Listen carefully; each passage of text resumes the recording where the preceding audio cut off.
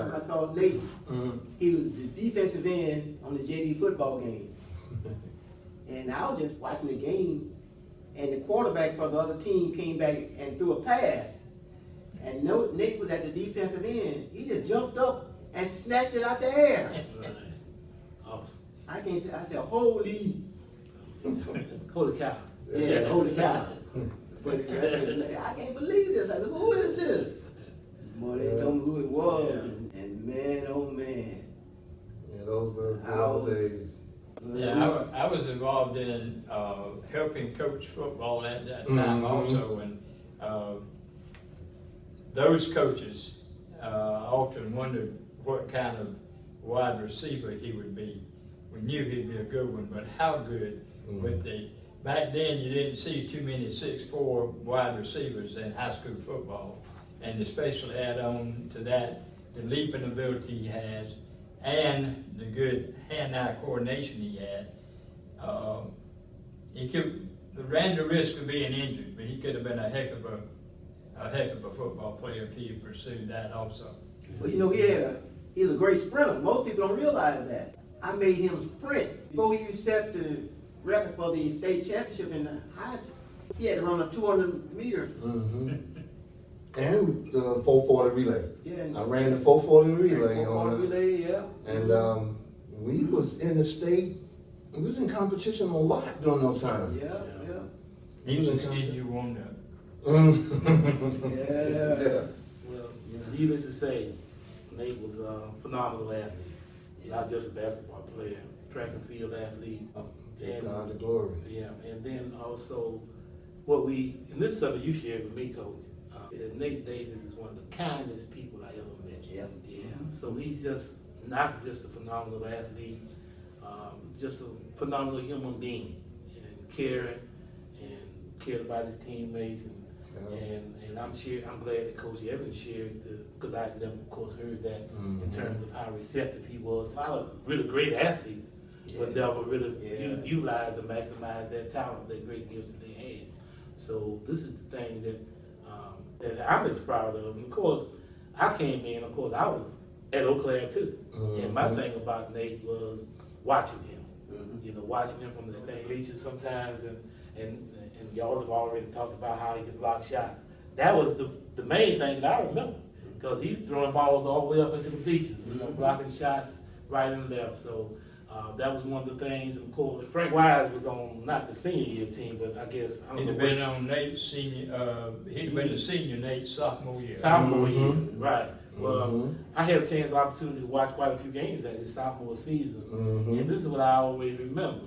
Frank y'all were about the same height, I think, in terms of height. Frank was about 6'4.5", maybe a little bit taller. Yeah, but this is the thing I remember. I said because you see they go up for a rebound or jump, and Nate is up here, and then Frank would be down here.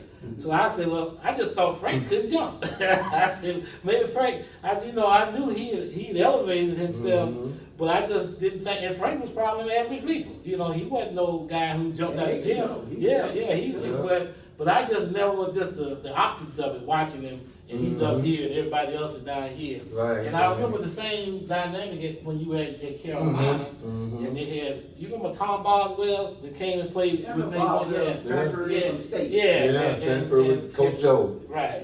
And that season too at Carolina, watching them on TV then, of course, I noticed the same thing.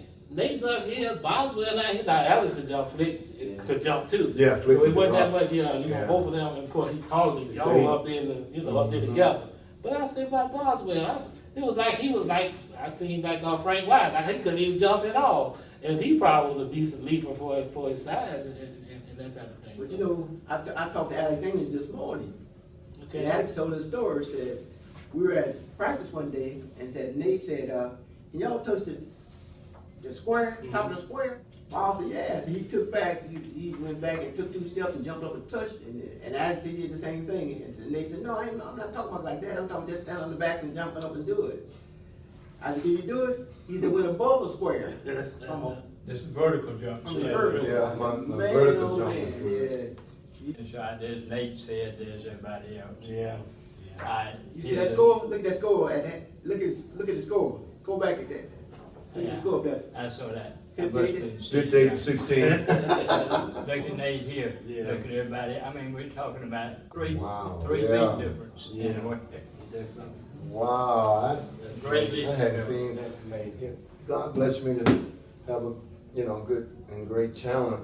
But I had a great background though, coming up. My mom taught me how, to be a gentleman. I had 4 aunts and my grandmothers. They just were good people that taught me morals, Right.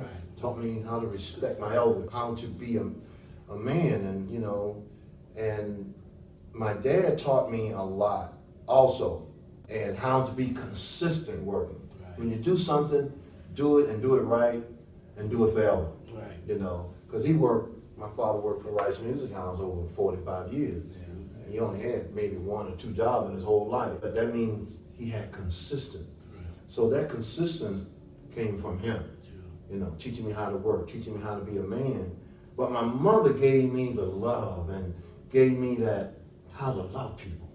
Yeah. How to be humble all the time and how to respect your elders, how to respect people when they're trying to do something for you. Yeah. And not disrespect that. Because I'm going to tell you what, my last whooping that I had, I was 18 years old. I was 6'4", senior in high school. My mama got a drop cord and tore my back up because she said I was sassy to her. I mean, I'm a high school, like maybe a high school All-American, getting ready to go to college. And she said I said something sassy to her. She said, go get the drop cord. I said, Mom, I'm 18 years old. Boy, go get that drop cord. And she whooped my back out. And you know what? God bless her soul, because it kept me humble and it kept me out of trouble. Right. And she still whooped me at that age. Now, you can't do that now, No, she's somebody now. But back then, we took that because after she said that, she said, I love you. She hugged me, gave me a kiss. She said, I love you. You knew. Because I don't want you to fail. I got that from her and my aunt and my grandmother, and that's why I was receptive to listen to my coaches and do the right thing, because they're not going to lead me wrong. Right. They're not going to lead me in the wrong place, So when Coach Glenn came up before Jackson got me and everything, I listened to him. So, I enjoyed the time we had together. oh yeah, and we had a great time. Go to the house. I remember all his children and everything, because I remember one house he lived right there from John P. Thomas when he first started out. Nice house right there. So I was blessed to have great coaches like these 2 coaches right here, Coach Evan and Coach Glenn. I was blessed, truly blessed. And then after that, I ended up with Coach McGuire, Coach Joe, Coach Wallace. Sure. Those great coaches like that. I had direction in my life, I had direction in my life. I didn't get in trouble. I didn't drink. I didn't go out and do a lot of things. And another thing that helped me was I was smart, because I hung around. I wasn't that smart of a student, I might have made a C+, close to a B. But when I was at university, I hung around the people that had the big glasses and the high water pants. That's who I hung around. And Bobby Crimmins. Bobby Crimmins was my tutor for my first 2 I years. think you're smarter than you give yourself credit for. Right. And Nate, talk a little bit about Bobby and how he came to the Rock Pit and recruited you. Well, I had no idea that South Carolina was recruiting me. One day I was in the gym, in the locker room, tying my tennis shoes up like that right there, and I looked up, Bobby was sitting next to me. And I was shocked. And he was telling me, he said, Nate, we interested in you and think that you can be a great asset to Carolina. And he said, then did you talk to the coach and he talked to you? And I said, before anything can happen, you got to talk to my dad. Coach had to go talk to my dad so I can play ball, And so Bobby Crimmins came to the house, talked to my dad about scholarship to play for Carolina. My dad didn't know what it was. He didn't know what a scholarship was, so I had to explain it to him. I said, Dad, all those nights that you kept me locked out the house, I was at basketball practice. This is what I earned to go 4 years at Carolina and play for a Hall of Fame coach. A lot of times that I would come home late from practice, you wouldn't let me in the house because you thought I was out in the street running, doing all kind of crazy things. And I wasn't. I was playing basketball. A lot of times I came home wet from practice. We just, Ben was jump in the car and catch a ride home. And I said, this is a scholarship that I earned, and I need you to, to sign for it. And he asked me, you sure this is what you want to do? I said, this is what I work for. 4 What years. was best for you, that was what he wanted. Yeah, he said, yeah, that's what he was saying. And I love my father. I respected him. I never, ever said anything bad to my dad. Never. I don't care what my dad said to me. Because that's the way I was taught. And so real respectful. Real respectful. everything that came from that, You talking worked about out. Bobby Crimmins. Mm-hmm. The first time Bobby Crimmins saw you, he came to see you play. Mm-hmm. Well, that was a rule that Coach McGuire had. You couldn't call, none of his coaches called him after 10 o'clock.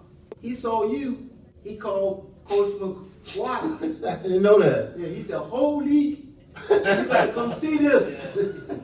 We gotta have him. Yeah. Did Coach McGuire see me play in high school? He didn't see me play in high school. Well, he might have seen you play in his Yeah. championship game. In the championship game, he was there. Yeah. But it was one coach that was really close from USC Aiken. He wanted me really bad. I can't remember his name. I know you're talking about a little short guy. Yeah. Benedict kind of wanted me Paulo, too. yeah. Yeah, but I told you, you don't want to play for Paulo. I played for Paulo. You played the part in high school. In high school, yeah. In high school. Mm. I knew if I missed a shot, it's a buzz, and I just go to the bench.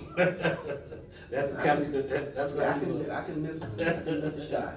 If you miss one, you might as well do. Yeah, I knew Come I on knew out and what sit that- down for a minute. But my son, Mike, Mm-hmm.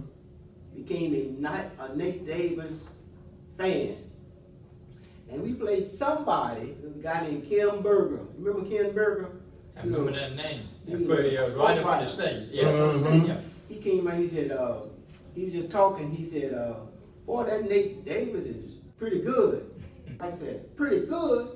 Not pretty good. Nate is the best. He did a story on that. Oh, He yeah. set him straight. Wow. Yeah, that's pretty good. He's not pretty Wow. good. He is the best. Yes. And he did a big story on that. I think Wow. we still had the clipping Mhm. with that, yeah. Ken Berger did that. Mike was right. Yeah. Huh? But I'm just blessed that I had father figures, coaches, and they treated me so well, and they gave me so many things to look forward to in my life. They didn't teach me just being a ball player, teach me how to be a man. Right. Yes. How to be a man and take responsibility. That's what I got out of takeaway basketball. Taught me how to love my wife, taught me how to love my kids. Because I used to be around his family all the time, around coach's family, how they love their wives and their families, That was my thing. I used to watch that and how my dad treated my mom, and that made me want to be a man, to have a family. And, when I got married and had a couple of kids, loved my wife until she passed away, went on and on and on, learning that, to love and to give love, I mean, you can tell somebody you love them, but if you don't show no action in it, it ain't no good. Sure. Watching their families and the way they grew up and the way they treated their families, I love that. I mean, it made me who I am today, to be the man that I am, because I respect everybody. And I love everybody, Yeah, so we called time out. Coach Hill said, well, I think I'm going to give it to Nate. Nate said, I'll shoot it. Right. Willing. Yeah, he was willing. They ran that vertical stack. And Everybody Everybody went their direction he and just and threw the ball down right threw over it, there. down threw it up, He caught it and shot it in the air before he One came more. down and Oh, banked it one off the more. glass. Ain't that so? and went in. But But you that, know, oh my God, it was just unbelievable. Like it was he yesterday. if it wasn't for Nate, we wouldn't have gotten there. Right. He made the last 6 shots, last 6 points to beat Columbia High. In the upstate. And I had an off night too. you had We the got foul foul trouble. trouble. We had foul Right, trouble. foul trouble. That was Yeah. that's when I was fouling dumb fouls. And this guard, I coached him at Booker. He Mhm. was dribbling down the court. He dribbled off his foot. That's how we got the ball. The reason that guy traveled, the rock press, he couldn't get him out. That rock press we had, that was Yeah. our meat and potatoes right there. He When they put that press together, they couldn't get the ball in bounds. So he traveled, and Ben looked at me and I looked at Ben. And I said, it's over, because if I get the ball, that's it. And Donald was the only one that had kind of like, he was very calm on the, with the ball, the duck. Yeah. Cause you couldn't rattle him. He showed no emotion, that much at all. He made a good inbounds pass. And he just put it up there, Right. and I tell you, I think we only had about, I don't know how many seconds we had on the clock. But as soon as that ball went in, and they threw the ball, and it hit the front of the rim. When?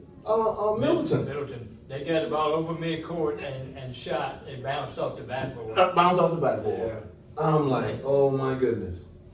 But that was, You did? I didn't remember that part. And it was 4 seconds left when Nate scored. when I scored that last one, I didn't remember that, man. and that game made my career through Yeah. everything. And I was That's- just, It might have made mine and Coach Williams' career too, but I know it made mine. Yeah, it gave me a job. It gave me another year at Eau Claire. I'm just so honored the way Coach has coached Eau Claire and the championships that he won. I'm just so honored. When I come home during the summer and I get with Ben, and he would just talk about the players that came through his program Right. and the players that came through Coach Evans' program, football, basketball, and made men out of these guys. And now they got families and doing well and very successful. I am so proud of the school that they coached at, and it just went to the moon. Yeah. And his legacy, these gentlemen right here, they're God sent. Like I said again, the best thing ever happened to me. This man right here. Right here too, coming over to Alcon and giving me an opportunity. I was a fortunate one.